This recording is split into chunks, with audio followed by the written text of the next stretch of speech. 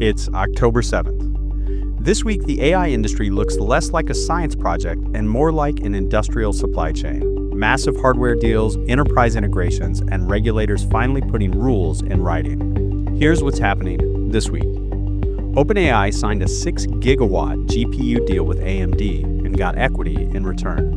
At Dev Day, OpenAI pivoted hard toward enterprise adoption. Microsoft locked in $33 billion in cloud capacity and doubled down on its own chips. Europe moved from AI principles to enforcement with its first reporting template. DeepMind released an agent that patches code automatically, and IBM joins forces with Anthropic to put Claude straight into corporate workflows.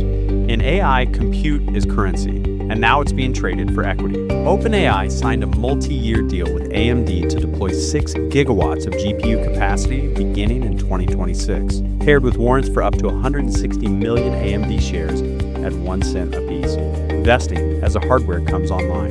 This signals a diversification for OpenAI beyond NVIDIA and ties its supply chain to AMD's upside. Analysts call it one of the clearest signs yet that AI infrastructure is turning into a financial asset class. Now, the biggest story out of Dev Day wasn't new models, it was productization. OpenAI introduced enterprise integrations with Spotify, Zillow, and Mattel, along with new ChatGPT app hooks that let third-party tools live directly inside the interface.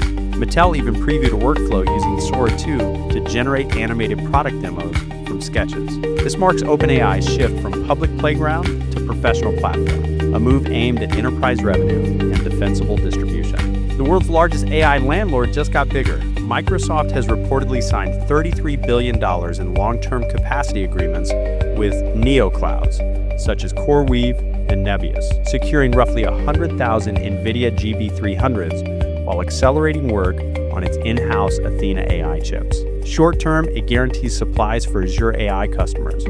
Long-term, it's vertical integration in motion. Microsoft wants to own both the real estate and the steel of the AI economy. Europe's regulators are moving from talk to templates. The European Commission released draft guidance and a standard reporting form for serious AI incidents under the EU AI Act, which takes effect in August 2026. Developers of high-risk systems will soon face reporting windows as short as 2 days. Compliance teams should be rehearsing those workflows now. The paperwork era of AI governance has begun. AI isn't just writing code, it's fixing it. Google DeepMind introduced Code Mender, an autonomous agent that scans open source repositories, identifies vulnerabilities, and proposes patches for human review.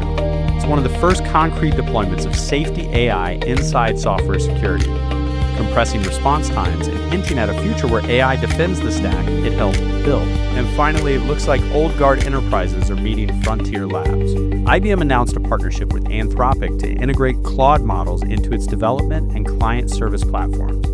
Early pilots showed measurable productivity gains, and IBM stock ticked up on the announcement. For enterprises, it's confirmation that generative AI is shifting from experimental tool to everyday infrastructure. The through line this week: AI is industrializing. Capital, capacity, and compliance are now the 3 levers that matter.